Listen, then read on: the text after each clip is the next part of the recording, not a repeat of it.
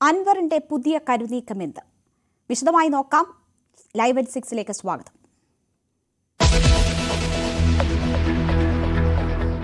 രാഷ്ട്രീയ പാർട്ടി പ്രഖ്യാപനത്തിന് തൊട്ടു മുൻപ് അൻവറിന്റെ നാടകീയ നീക്കം. ചെന്നൈയിലെത്തി DMK നേതാക്കളുമായി ചർച്ച നടത്തി. പാർട്ടി പ്രഖ്യാപന വേളയിൽ DMK നേതാക്കളെ എത്തിക്കാൻ ശ്രമം. സ്റ്റാലിനെയും കാണുമെന്ന് സൂചന.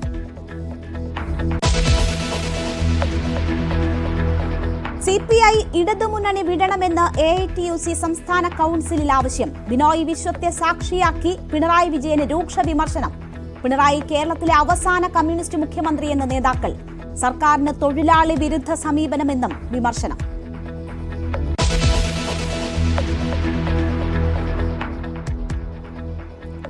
ശബരിമലയിൽ ഇത്തവണ ഓൺലൈൻ ബുക്കിംഗ് മാത്രം. പ്രതിദിനം 80,000 പേർക്ക് ദർശന സൗകര്യം. തീരുമാനം ഉന്നതതല യോഗത്തിൽ.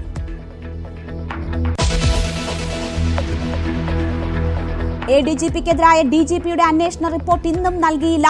റിപ്പോർട്ട് വരട്ടെ എന്ന മുഖ്യമന്ത്രിയുടെ വാക്കിൽ വിശ്വാസമെന്ന് ആവർത്തിച്ച് CPI.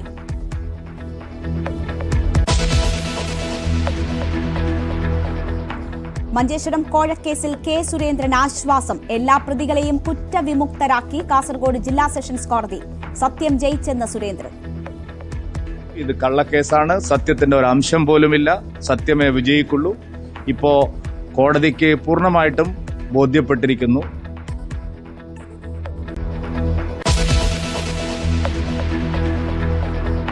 പാലക്കാട് ചേലക്കര സ്ഥാനാർത്ഥികളെ അടുത്തയാഴ്ച പ്രഖ്യാപിക്കാൻ CPM.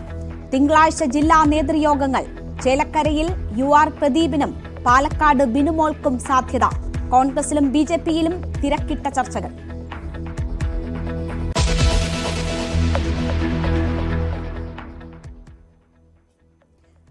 പ്രശസ്ത റേഡിയോ പ്രക്ഷേപകൻ M. രാമചന്ദ്രൻ അന്തരിച്ചു. വിടവാങ്ങുന്നത് വാർത്തകൾ വായിക്കുന്നത് രാമചന്ദ്രൻ എന്ന വാചകത്തിലൂടെ മലയാളിക്ക് മറക്കാനാകാത്ത ശബ്ദസാന്നിധ്യം. ആകാശവാണി കൗതുക വാർത്തകൾ വായിക്കുന്നത് രാമചന്ദ്രൻ.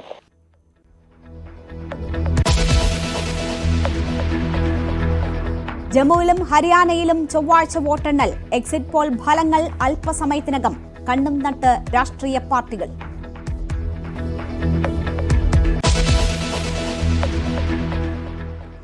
വാർത്തയിലേക്ക് വിശദമായി. വിവാദങ്ങളെ തുടർന്ന് LDF വിട്ട PV അൻവർ DMK മുന്നണിയിലേക്കെന്ന് സൂചന. ചെന്നൈയിൽ DMK നേതാക്കളുമായി അൻവർ കൂടിക്കാഴ്ച നടത്തി. DMKയിലൂടെ ഇന്ത്യ മുന്നണിയാണ് അൻവർ ലക്ഷ്യമിടുന്നതെന്നാണ് സൂചന. വിവരങ്ങളുമായി CV അനുമോദ് ചേരുകയാണ്. അനുമോദ്, നിർണായക കൂടിക്കാഴ്ചകൾ ചെന്നൈയിൽ തുടരുന്നു എന്ന വിവരമാണ് വരുന്നത്. സ്റ്റാലിനെയും PV അൻവർ കാണും എന്ന സൂചനകൾ കൂടിയുണ്ട്. നാളെ രാഷ്ട്രീയ പാർട്ടി പ്രഖ്യാപനം നടക്കുന്നതിന് തൊട്ടു മുന്നോടിയാണ് ഇന്നത്തെ ചെന്നൈ യാത്രയും നിർണായകമായ കൂടിക്കാഴ്ചകളും.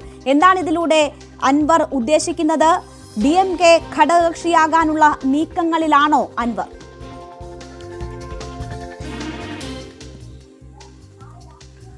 രേണുക, PV അൻവർ ചെന്നൈയിൽ തുടരുകയാണ്. അദ്ദേഹം MK സ്റ്റാലിനുമായി കൂടിക്കാഴ്ചയ്ക്ക് ശ്രമം നടത്തുന്നുണ്ട്. സെന്തിൽ ബാലാജിയുമായി ആണ് അദ്ദേഹത്തിന് ആശയവിനിമയം. അദ്ദേഹം DMK നേതാക്കളെ കണ്ടു, സഖ്യ സാധ്യതകൾ ചർച്ച ചെയ്തു. നാളെയാണ് അദ്ദേഹത്തിന് രാഷ്ട്രീയ പാർട്ടി പ്രഖ്യാപനം നടക്കാനിരിക്കുന്നത്.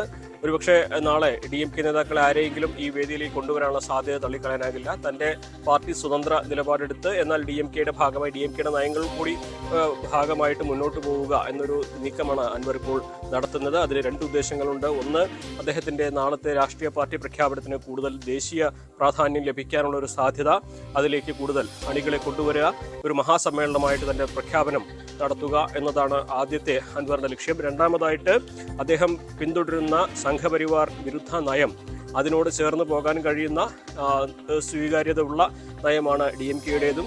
ഇടതുപക്ഷത്തിനും അതുപോലെ തന്നെ വലതുപക്ഷത്തിനും കേരളത്തിന് പുറത്ത് ഇന്ത്യ സഖ്യത്തിന്റെ ഭാഗമായി എല്ലാവരും ഒന്നിച്ചു നിൽക്കുന്ന സഖ്യത്തിനെ നയിക്കുന്നത് DMKയാണ് തമിഴ്നാട്ടിൽ. സ്വാഭാവികമായിട്ടും അൻവറിന്റെ ഒപ്പം നിൽക്കുന്ന ഇപ്പോൾ ഇടതുപക്ഷത്തുള്ളവരും അതേപോലെ അൻവറിനെ പിന്തുണയ്ക്കുന്ന UDFന്റെ ഭാഗമായിട്ടുള്ളവർക്കൊക്കെ അൻവർ ഈ ഒരു വഴിയിലൂടെ നീങ്ങുമ്പോൾ അൻവറിനെ തള്ളിക്കളയുക അല്ലെങ്കിൽ സ്വീകരിക്കാതിരിക്കുക സാധ്യമാവുകയില്ല.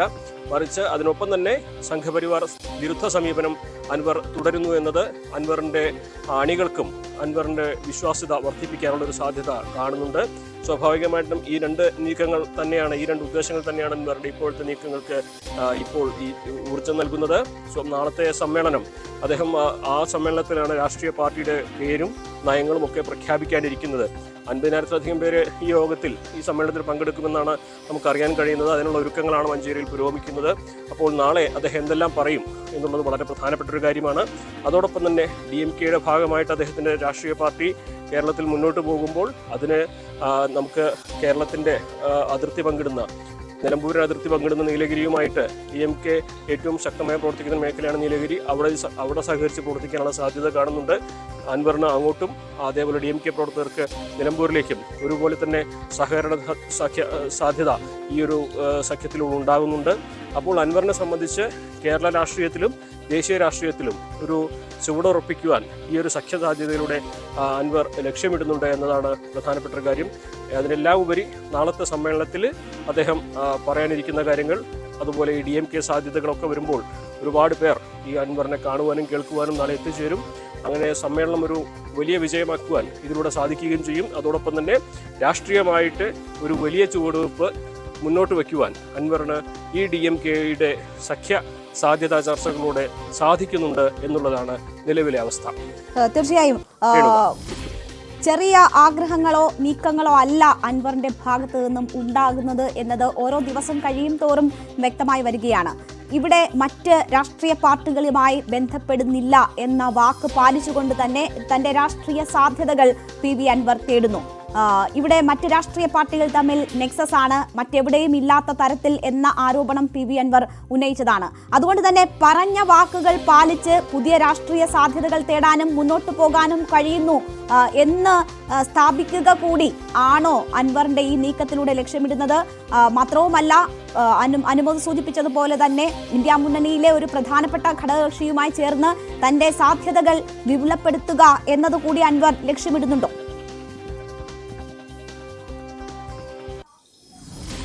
തീർച്ചയായും അൻവറിനെ സംബന്ധിച്ച് കേരളത്തിലെ രാഷ്ട്രീയ പാർട്ടികളിൽ അൻവർ വിമർശിക്കാത്തവരായിട്ട് ആരുമില്ല. ഇപ്പോഴും അൻവർ അവരെ വിമർശിച്ചുകൊണ്ടിരിക്കുന്നത്. UDF-നെ സംബന്ധിച്ച് അൻവറിനോട് ഒരു സ്വീകാര്യത വന്നിട്ടുണ്ട് എന്നുള്ളത് ശരി തന്നെയാണ്. അൻവറിനെ തള്ളിക്കളയാനാകില്ല. അൻവർ ആദ്യം നയം പ്രഖ്യാപിക്കട്ടെ, അതിനുശേഷം നമുക്ക് പരിശോധിക്കാമെന്ന നിലപാടാണ് UDF സ്വീകരിക്കുന്നത്. അപ്പോൾ നിലവിൽ ഈ ഒരു തെരഞ്ഞെടുപ്പ് വരെയുള്ള, അടുത്ത നിയമസഭാ തെരഞ്ഞെടുപ്പ് വരെയുള്ള സമയം, അതിനു മുമ്പ് തദ്ദേശ ഭരണ തെരഞ്ഞെടുപ്പ് വരെയുള്ള സമയം, ആ സമയത്തൊക്കെ അൻവറിന്റെ ഒരു രാഷ്ട്രീയ നീക്കങ്ങൾ പ്രധാനമാണ്. ഈ DMK-യുമായി സഖ്യത്തിന്റെ ഒരു പ്രധാനപ്പെട്ട കാര്യം കൂടി നമുക്ക് ഇവിടെ വിശകലനം ചെയ്യാൻ കഴിയുന്നത്, അൻവർ ഉന്നയിക്കുന്ന പ്രധാനപ്പെട്ട ഒരു കാര്യം മലയോര കർഷകരുടെ പ്രശ്നങ്ങളാണ്. അതായത് മലയോര മേഖലകളിൽ വന്യജീവി ശല്യം തുടങ്ങിയ വിഷയങ്ങൾ അൻവർ വലിയ തോതിൽ തന്നെ ഉന്നയിക്കാനിരിക്കുകയാണ്. ഈ കേരളവുമായിട്ട് തമിഴ്നാട് അതിർത്തി പങ്കിടുന്ന മേഖലകളിലാണ് ഏറ്റവും അധികം ഇത്തരത്തിലുള്ള ഇഷ്യൂസ് അല്ലെങ്കിൽ ബുദ്ധിമുട്ടുകൾ ഉണ്ടായിട്ടുള്ളത്. അത് മലപ്പുറത്തെ നിലമ്പൂരാവട്ടെ, പാലക്കാട് അതിർത്തി മേഖലയാവട്ടെ, ഇടുക്കിയാവട്ടെ, അവിടെ തമിഴ്നാടുമായി അതിർത്തി വിടുമ്പോൾ DMK-യുടെ ഒരു സാന്നിധ്യം ഉണ്ടാകുന്നു എന്നുള്ളത് അൻവർ പ്രഖ്യാപിക്കുന്ന രാഷ്ട്രീയ പാർട്ടിയെ സംബന്ധിച്ച് ആ മേഖലകളിലൊക്കെ വലിയ നേട്ടം ഉണ്ടാക്കാനുള്ള ഒരു കരുത്ത് പകരുന്നതാണ്. പ്രത്യേകിച്ച് തദ്ദേശ ഭരണ തെരഞ്ഞെടുപ്പിലൊക്കെ അൻവറിന്റെ ഈ ഒരു പാർട്ടിക്ക് DMK-യുടെ പിന്തുണയ്ക്കുകയാണെങ്കിൽ താൻ ഉന്നയിച്ച വിഷയങ്ങളിൽ ഊന്നി നിന്നുകൊണ്ട് പ്രചരണം നടത്തുവാനും അവിടെ നേട്ടമുണ്ടാക്കാനും അൻവറിന് സാധിക്കുമെന്നൊരു പ്രതീക്ഷ പങ്കുവയ്ക്കുന്നുണ്ട്. അപ്പോൾ അൻവറിന് ഇത്തരത്തിലൊരു നീക്കത്തോടെ വലിയ വിപുലമായ അവസരങ്ങളാണ്, സാധ്യതകളാണ് പ്രതീക്ഷിക്കുന്നത്. പ്രത്യേകിച്ച് അൻവർ ഉന്നയിക്കുന്ന വിഷയങ്ങളിൽ അത് അനുഭവിക്കുന്ന ജനങ്ങളിൽ ഏറ്റവും അധികം സ്വാധീനം ചെലുത്താൻ കഴിയുന്ന ഒരു രാഷ്ട്രീയ സംഘടനയാണ് DMK എന്നത് ആ മേഖലകളുടെ ഒരു ജോഗ്രഫിക്കൽ സാഹചര്യങ്ങളോട് വെച്ച് നമുക്ക് വിലയിരുത്താനാകും.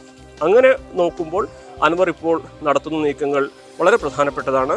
അത് കേരളത്തിലെ അദ്ദേഹത്തിനെ പിന്തുണയ്ക്കുന്നവർക്കും അദ്ദേഹത്തിനെ എതിർക്കുന്നവർക്കും തള്ളിക്കളയാൻ കഴിയുകയില്ല. മറിച്ച് അദ്ദേഹത്തിന് സ്വീകാര്യത വർദ്ധിപ്പിക്കും.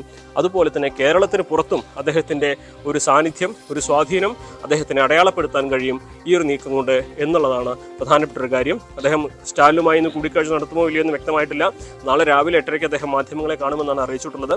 സ്വാഭാവികമായിട്ടും ഇന്നത്തെ കൂടിക്കാഴ്ചയുടെ വിശദാംശങ്ങളും എന്തെല്ലാം തുടർ നടപടികളാണ് ഉള്ളത് എന്നൊക്കെ അദ്ദേഹം അതിൽ പറയുമായിരിക്കും. അതേപോലെ നാളെ നടക്കുന്ന സമ്മേളനത്തിലായിരിക്കും അദ്ദേഹത്തിന്റെ രാഷ്ട്രീയ പാർട്ടിയുടെ ഭാവി പരിപാടികളെക്കുറിച്ചും അദ്ദേഹം പങ്കുവയ്ക്കുക. തീർച്ചയായും എന്തായാലും നാളെ മഞ്ചേരിയിൽ നടക്കുന്ന യോഗം വളരെ പ്രധാനപ്പെട്ടതാണ്. കൂടുതൽ സസ്പെൻസുകൾ PV അൻവർ ഒരുക്കുന്നുണ്ട് എന്ന സൂചനകൾ തന്നെയാണ് വരുന്നത്. പുതിയ രാഷ്ട്രീയ നീക്കം നടത്തുന്നു.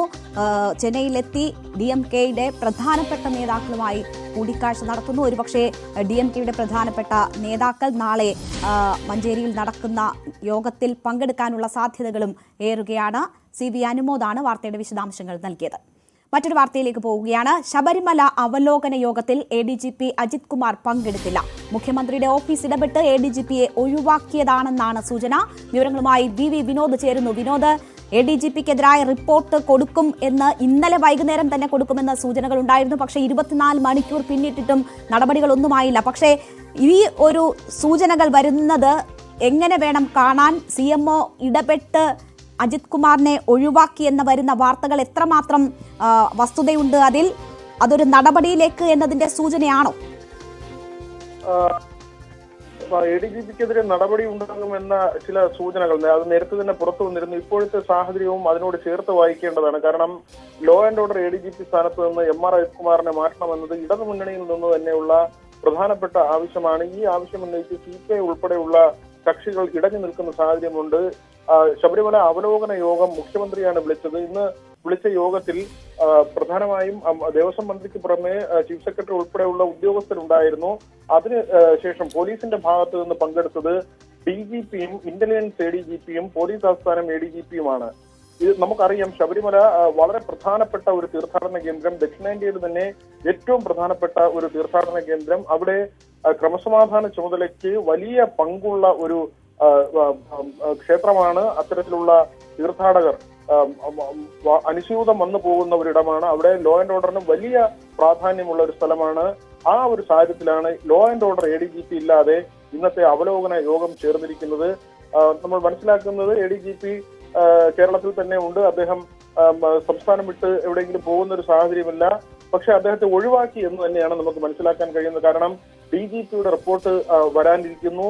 മുഖ്യമന്ത്രി തന്നെ അദ്ദേഹത്തിന്റെ വാർത്താ സമ്മേളനത്തിൽ പറഞ്ഞതാണ്, തൃശൂർ പൂരം അലങ്കോലപ്പെട്ടതിൽ ADGPക്ക് വീഴ്ച ഉണ്ടായി, അല്ലെങ്കിൽ അങ്ങനെ ADGPയുടെ ഒരു വീഴ്ച കാരണമാണ് കാര്യങ്ങൾ വഷളായത്, സ്ഥലത്തുണ്ടായിട്ടും ADGP അതിൽ ഇടപെട്ടില്ല എന്ന കാര്യമൊക്കെ മുഖ്യമന്ത്രി തന്നെ അദ്ദേഹത്തിന്റെ വാർത്താ സമ്മേളനത്തിൽ പറയുകയും DGP ഇക്കാര്യം തന്നെ ധരിപ്പിച്ചിരുന്നു എന്നുകൂടി മാധ്യമങ്ങൾക്ക് മുന്നിൽ മുഖ്യമന്ത്രി പറഞ്ഞതാണ്. ആ ഒരു സാഹചര്യത്തിലാണ് ഇന്ന് ADGP ഒരുപക്ഷെ വിനോദ് അക്കാര്യങ്ങൾ മുഖ്യമന്ത്രി തന്നെ സമ്മതിക്കുകയും അതിൽ മറ്റൊരു അന്വേഷണം നടക്കുകയും കൂടി ചെയ്യുന്ന ഒരു സാഹചര്യത്തിൽ ADGP പങ്കെടുക്കേണ്ടതില്ല എന്ന് സൂചിപ്പിക്കുക മാത്രമായിരിക്കുമോ? അതിനപ്പുറം വലിയൊരു നടപടികളുടെ സാധ്യതകൾ വീണ്ടും സംശയനിഴലിലാകുന്ന ഒരു അവസ്ഥയുണ്ടോ? രേണുക, ഈ കാര്യത്തിൽ മുഖ്യമന്ത്രിയെ പിന്തുണച്ച് വലിയ തോതിൽ CPM-ൽ നിന്നൊരു നിരയുടെ പിന്തുണ, അല്ലെങ്കിൽ മന്ത്രിമാരോ ആ തരത്തിൽ വളരെ സീനിയറായ CPM നേതാക്കളോ ഒന്നും തന്നെ മുഖ്യമന്ത്രിയെ ADGP സംരക്ഷിക്കുന്ന കാര്യത്തിൽ അങ്ങനെ രംഗത്ത് വരുന്നില്ല എന്നത് ശ്രദ്ധേയമാണ്. ആകെ സ്പീക്കർ ഷംസീർ മാത്രമാണ് ഈ കൂടിക്കാഴ്ച RSS നേതാക്കളുമായുള്ള കൂടിക്കാഴ്ചയെ ന്യായീകരിച്ച് രംഗത്ത് വന്നത്. മറ്റാരും തന്നെ ആ കൂടിക്കാഴ്ചയെ ഇതുവരെ ന്യായീകരിച്ചില്ല എന്നത് മാത്രമല്ല, അന്വേഷണത്തെ ആശ്രയിച്ചാണ് അവരുടെ എല്ലാം പരാമർശങ്ങൾ വരുന്നത്, അല്ലെങ്കിൽ അന്വേഷണത്തിൽ ഊന്നിയാണ് അവരുടെ എല്ലാം സ്റ്റേറ്റ്മെന്റുകൾ വരുന്നത്. അന്വേഷണം കഴിയട്ടെ, അത് മുഖ്യമന്ത്രി പറഞ്ഞ വാക്കുകൾ ആവർത്തിക്കുന്നതിനപ്പുറത്തേക്ക് ഒരു കവചം തീർക്കാൻ ഇതുവരെ ഏതെങ്കിലും ഒരു CPM നേതാവ്, പ്രധാനപ്പെട്ട ഒരു CPM നേതാവ് പോലും രംഗത്ത് വന്നില്ല എന്നത് പ്രധാനപ്പെട്ട കാര്യമാണ്. അതുകൊണ്ട് തന്നെ മുഖ്യമന്ത്രിക്ക് MR അജിത് കുമാറിനെ സംരക്ഷിച്ചുകൊണ്ട് എത്ര ദൂരം പോകാൻ കഴിയും എന്നത് വലിയ ചോദ്യചിഹ്നമായി അവശേഷിക്കുന്നു. മാത്രമല്ല, പോലീസിന്റെ ചരിത്രത്തിൽ തന്നെ ഇല്ലാത്ത വിധമാണ് ഒരു ADGP ഇത്രയധികം അന്വേഷണങ്ങൾ നേരിടുന്നത്. അതും സംസ്ഥാന സേനയിൽ തുടരുന്ന ഒരു ഉദ്യോഗസ്ഥൻ, സംസ്ഥാനത്ത് ക്രമസമാധാന ചുമതലയിൽ തുടരുന്ന ഒരു ഉദ്യോഗസ്ഥൻ DGPയുടെ അന്വേഷണം നേരിടുന്നു, ഇന്റലിജൻസ് ADGPയുടെ അന്വേഷണം നേരിടുന്നു, ക്രൈംബ്രാഞ്ച് ADGPയുടെ അന്വേഷണം നേരിടുന്നു, വിജിലൻസ് മേധാവിയുടെ അന്വേഷണം നേരിടുന്നു. അതായത് സ്റ്റേറ്റിൽ ഏതൊക്കെ പ്രധാനപ്പെട്ട അന്വേഷണ ഏജൻസികൾ, പോലീസുമായി ബന്ധപ്പെട്ട ശക്തമായ സംവിധാനങ്ങൾ, ഈ സംവിധാനങ്ങളെല്ലാം ഒരു ADGPക്ക് നേരെ അന്വേഷണവുമായി വരുന്ന അത്തരം അന്വേഷണങ്ങൾ നേരിടുന്ന പശ്ചാത്തലത്തിലാണോ അതോ അതിനുമപ്പുറം വലിയ നടപടികളുടെ ഒരു സൂചനയാണോ ഇത് എന്ന് കാത്തിരുന്ന് തന്നെ അറിയണം. വിനോദ്, DGPയുടെ റിപ്പോർട്ട് കൈമാറാൻ വൈകുന്ന കാര്യം ഞാൻ നേരത്തെ തന്നെ സൂചിപ്പിച്ചിരുന്നു. ഇപ്പോൾ പോലീസ് ആസ്ഥാനത്ത് പ്രത്യേക സംഘത്തിന്റെ യോഗം ചേർന്നു എന്ന വിവരങ്ങൾ ഉണ്ടായിരുന്നു. എന്താണ് നീക്കം എന്നത് സംബന്ധിച്ച് നമുക്ക് അറിയാൻ കഴിയുന്നുണ്ടോ? ഏത് നിമിഷവും റിപ്പോർട്ട് സമർപ്പിക്കും എന്നതാണ് പ്രതീക്ഷിക്കപ്പെടുന്നത്. അത് ഇന്ന് തന്നെ ഉണ്ടാകാനുള്ള സാധ്യത എത്രമാത്രമുണ്ട്? രേണുക, കഴിഞ്ഞ ദിവസവും പോലീസ് ആസ്ഥാനത്ത് യോഗം ചേർന്നിരുന്നു. അതും മറ്റൊന്നിനുമല്ല, ADGPയുമായി ബന്ധപ്പെട്ട ഈ 1 മാസ കാലയളവിലെ അന്വേഷണവുമായി ബന്ധപ്പെട്ട് ആ റിപ്പോർട്ടിന്റെ അന്തിമ രൂപം നൽകുന്നതിന് വേണ്ടിയായിരുന്നു കഴിഞ്ഞ ദിവസവും. ഇന്നും ഈ തിടുക്കപ്പെട്ടുള്ള യോഗമാണ് നടന്നത്. സ്പർജൻ കുമാർ ഒഴികെ അന്വേഷണ സംഘത്തിലെ മറ്റു ഉദ്യോഗസ്ഥരെല്ലാം തന്നെ പോലീസ് ആസ്ഥാനത്ത് ഈ റിപ്പോർട്ടുമായി ബന്ധപ്പെട്ട ചർച്ചകളിൽ പങ്കെടുത്തിരുന്നു. റിപ്പോർട്ട് പൂർത്തിയായിട്ടുണ്ട്. ഏറ്റവും ഒടുവിലത്തെ ചില പ്രവൃത്തികളാണ് ഇതുമായി ബന്ധപ്പെട്ട് നടക്കുന്നത്. ഏറ്റവും ഒടുവിലെ ചില പരിശോധനകൾ ഇതുമായി ബന്ധപ്പെട്ട് നടക്കുന്നു എന്നാണ് നമ്മൾ മനസ്സിലാക്കുന്നത്. ഒരുപക്ഷെ ഇന്ന് അല്ലെങ്കിൽ നാളെ തിങ്കളാഴ്ച വീണ്ടും സഭ ചേരുമ്പോൾ MR Ajith Kumar ADGP law and order സ്ഥാനത്തുണ്ടെങ്കിൽ അത് സഭയിൽ സൃഷ്ടിക്കാൻ പോകുന്ന രംഗങ്ങൾ ചെറുതായിരിക്കില്ല. പ്രതിപക്ഷത്തെ മാത്രമല്ല സർക്കാർ നേരിടേണ്ടി വരുന്നത്, PV അൻവറിനെ മാത്രമല്ല സർക്കാർ നേരിടേണ്ടി വരുന്നത്, CPI ഉൾപ്പെടെയുള്ള ഘടകകക്ഷികളുടെ നിലപാടുകൾ CPMനെ സംബന്ധിച്ച് വെട്ടിലാക്കുന്നതായിരിക്കും. ബിനോയ് വിശ്വം ഇതിനകം തന്നെ കാര്യങ്ങൾ കൃത്യമായി പറഞ്ഞു കഴിഞ്ഞു. നിയമസഭയിൽ നിലപാടെടുക്കേണ്ടി വന്നാൽ കൃത്യമായി CPI ആ നിലപാടെടുക്കും എന്ന കാര്യം ഇതിനകം തന്നെ ബിനോയ് വിശ്വം നിലപാട് വ്യക്തമാക്കിയിട്ടുണ്ട്. NCP ഉണ്ട്, മറ്റ് ഘടകകക്ഷികൾ അകത്തും പുറത്തുമായി വലിയ തോതിൽ പ്രതിഷേധം സർക്കാർ അല്ലെങ്കിൽ CPM നേരിടുന്ന ഒരു സാഹചര്യമുണ്ട്. ഘടകകക്ഷികൾ സഭയ്ക്കകത്തും പുറത്തും ഒരുപോലെ അവരുടെ എതിർപ്പ് പ്രകടിപ്പിച്ചു കഴിഞ്ഞാൽ സ്വാഭാവികമായും പുറത്ത് നിൽക്കുന്നത് പോലെ അല്ല സഭയിൽ മറുപടി വരിക. അത് സഭയ്ക്കുള്ളിൽ സർക്കാർ മറുപടി പറയേണ്ടി വരുന്നത് ഐക്യത്തോടെയാകണം. അവിടെ ഭിന്നസ്വരമുണ്ടായാൽ അതുണ്ടാക്കുന്ന പ്രതിസന്ധി ചെറുതായിരിക്കില്ല. ആ തരത്തിൽ CPMനെ സംബന്ധിച്ച് വളരെ പെട്ടെന്നൊരു നടപടി ബിനോയ് വിശ്വം ആവർത്തിച്ച് പറയുന്നത്, റിപ്പോർട്ട് വന്നാൽ ഉടൻ നടപടി ഉണ്ടാകും, ADGP ലോ ആൻഡ് ഓർഡർ സ്ഥാനത്ത് നിന്ന് അജിത് കുമാറിനെ മാറ്റും എന്ന ഉറപ്പ് മുഖ്യമന്ത്രിയിൽ നിന്ന് ലഭിച്ചു എന്ന് അദ്ദേഹം കഴിഞ്ഞ ദിവസത്തെ CPI നേതൃത്വ യോഗത്തിൽ കൂടി പറഞ്ഞതാണ്. അവർ ആ ഒരു സമയത്തിന് വേണ്ടി കാത്തിരിക്കുന്നു. ADGPയെ മാറ്റാൻ CPI മുഹൂർത്തം കുറിച്ചിട്ടില്ല, പക്ഷേ മാറ്റും എന്ന കാര്യം CPI ഉറപ്പിച്ചു പറയുന്നു. മുഖ്യമന്ത്രിയിൽ നിന്ന് അത്തരമൊരു ഉറപ്പ് കിട്ടിയതുകൊണ്ട് മാത്രമാണ് റിപ്പോർട്ട് വരുന്നത് വരെ കാത്തിരിക്കാനുള്ള CPIയുടെ തീരുമാനവും. ശരി, VV വിനോദാണ് വിവരങ്ങൾ നൽകിയത്. എന്തായാലും പോലീസ് ആസ്ഥാനത്ത് യോഗം ചേർന്നത് ഉൾപ്പെടെയുള്ള നടപടികൾ ഉണ്ടായി എങ്കിൽ പോലും ഇതുവരെയും റിപ്പോർട്ട് കൈമാറിയിട്ടില്ല എന്നതാണ് സാഹചര്യം. അതേസമയം ഇന്ന് യോഗത്തിൽ പങ്കെടുക്കേണ്ടതില്ല, ശബരിമലയിലെ പ്രത്യേക യോഗത്തിൽ പങ്കെടുക്കേണ്ടതില്ല എന്നൊരു നിർദ്ദേശം CMO ഓഫീസ് തന്നെ MR അജിത് കുമാറിന് നൽകിയെന്ന നിർണായക വിവരങ്ങൾ കൂടി പുറത്തുവരികയാണ്. ADGPയെ ഒഴിവാക്കണമെന്നും പറയേണ്ട കാര്യമില്ല എന്ന് CPI സംസ്ഥാന സെക്രട്ടറി ബിനോയ് വിശ്വം. റിപ്പോർട്ട് വരട്ടെ എന്ന് CM പറഞ്ഞാൽ അത് വിശ്വാസത്തിലെടുക്കും. റിപ്പോർട്ട് വരുന്നത് വരെ CPI കാത്തു നിൽക്കുമെന്നും ബിനോയ് വിശ്വം പറഞ്ഞു. CPIക്കും LDF നിലപാടുകളില്ല. LDF നിലപാട് നിർബന്ധമായിട്ടും ഇടതുപക്ഷ കാഴ്ചപ്പാടിനെയും ആശയത്തെയും മുറുകെ പിടിക്കുന്നതായിരിക്കും ആകണം. അതിൽ CPIക്ക് ഉറപ്പുണ്ട്. അതുകൊണ്ട് CPI പറഞ്ഞു, RSSുമായിട്ടുള്ള ഈ കൂടിക്കാഴ്ചയുടെ വെളിച്ചത്തിൽ ആ കൂടിക്കാഴ്ചക്ക് ഒരു വട്ടമല്ല 2 വട്ടം പോയ ADGP ആ രംഗത്തിരിക്കാൻ, ആ കസരമലിരിക്കാൻ, ആ ചുമതല വഹിക്കാൻ യോഗ്യനല്ല. അതുകൊണ്ട് ആ ചുമതലയിൽ നിന്ന് ADGPയെ ഒഴിവാക്കണം എന്നാണ് CPI ഡിമാൻഡ്. അതൊന്നും പറയേണ്ട കാര്യമില്ല. ഒരു വട്ടം പറഞ്ഞാലും പലവട്ടം പറഞ്ഞാലും ഒരേ കാര്യം തന്നെയാണ്. ADGPയെ മാറ്റണമെന്ന നിലപാടിൽ അതിലൊരു മാറ്റവുമില്ല. അത് എന്നും ഇങ്ങനെ പറയേണ്ട കാര്യമില്ല എന്നതാണ് ബിനോയ് വിശ്വം സൂചിപ്പിച്ചത്. ADGP RSS നേതാക്കളെ കണ്ടതിൽ തെറ്റില്ല എന്ന് വെള്ളാപ്പള്ളി നടേശൻ. ഇന്ത്യ ഭരിക്കുന്നവരുടെ പോഷക സംഘടനാ നേതാവിനെ കണ്ടത് മഹാപാപമായി തോന്നുന്നില്ല. പൂരം കലക്കിയതിൽ മുഖ്യമന്ത്രി ADGPയെ സംരക്ഷിക്കുമെന്ന് വിശ്വസിക്കുന്നില്ല. PV അൻവറിന് മലബാറിൽ CPMനെ ഭയപ്പെടുത്താൻ സാധിക്കും. ന്യൂനപക്ഷങ്ങൾ കയ്യിൽ നിന്ന് പോയി എന്നത് നേരാണെന്നും വെള്ളാപ്പള്ളി നടേശൻ പറഞ്ഞു. ശബരിമലയിൽ ഇത്തവണ ഓൺലൈൻ ബുക്കിംഗ് മാത്രം. ഒരു ദിവസം പരമാവധി 80,000 പേർക്ക് ദർശന സൗകര്യം ഒരുക്കും. മുഖ്യമന്ത്രി പിണറായി വിജയന്റെ അധ്യക്ഷതയിൽ ചേർന്ന ശബരിമല മണ്ഡല മകരവിളക്ക് മഹോത്സവ മുന്നൊരുക്കങ്ങളുടെ അവലോകന യോഗത്തിലാണ് തീരുമാനം. വെർച്വൽ ക്യൂ ബുക്കിംഗ് സമയത്ത് തന്നെ യാത്രാ വഴി തെരഞ്ഞെടുക്കാനുള്ള അവസരമൊരുക്കാനും യോഗത്തിൽ തീരുമാനമായി. CPI ഇടതുമുന്നണി വിടണമെന്ന് AITUC സംസ്ഥാന കൗൺസിലിൽ ആവശ്യമുണ്ട്. അത് സംബന്ധിച്ച വാർത്തകൾ നോക്കാം ഇടവേളയ്ക്ക് ശേഷം.